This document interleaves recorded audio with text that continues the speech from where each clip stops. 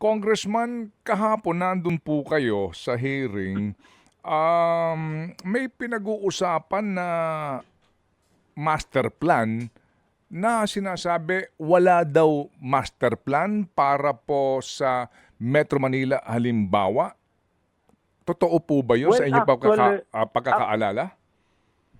actually, Ted, mayroong master plan. Ano? Actually, ang master plan ay gawa ng World Bank. Ito ay ginawa noong 2012. I was still in the Department of Public Works and Highways during that time. Mhm. And I still remember that there was a master plan prepared. Funded ito ng World Bank para sa Metro Manila and suburbs. Yes, sir. Opo, and gladly, no, you mentioned your stint in the in the department. Now, yesterday, di ba nandun kayo?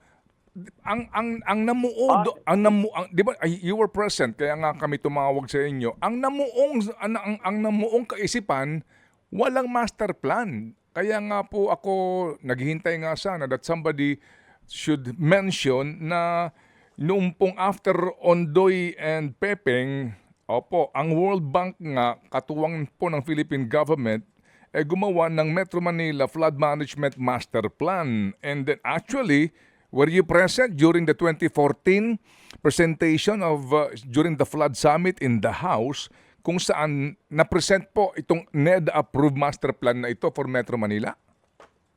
Yes, Ted. I was there. So, medyo familiar ako ng konti dyan sa master plan na yan.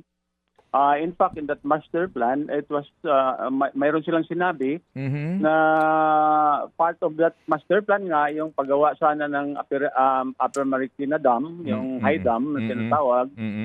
Then yung mga retarding basins below, and then yung paggawa sana ng Parañaque Spillways part was also mentioned doon sa master plan na yan. And then yung pag-improve ng mga urban drainage system as well as yung mga internal drainage system within Metro Manila. Kasama yun sa study ng World Bank. Okay, sige. So, sir, again, kahapon, hindi ko alam kasi si Congressman Bong Suntay, naglitanya siya kesyo walang master plan. Ganon din po sinabi ni Secretary Bonoan for NCR. Ang binanggit niyang may master plan ay yung 18 major river basins in the country. So again, ano ho ang balak niyo dito sa inyong impormasyon na meron na po tayong ginastahan and actually inutang din na pera sa World Bank para po sa isang Metro Manila Flood Management Master Plan? Well, ako, Ted, sa intindi ko at pagkaalam ko, mayroon talagang master plan. Pero sinabi nila kahapon, nang linapitan ko sila, sabi nila na mayroon daw silang phase 2 na gagawin. Ito yung request nila sa JICA to assist them in the preparation of master plan sa internal drainage system.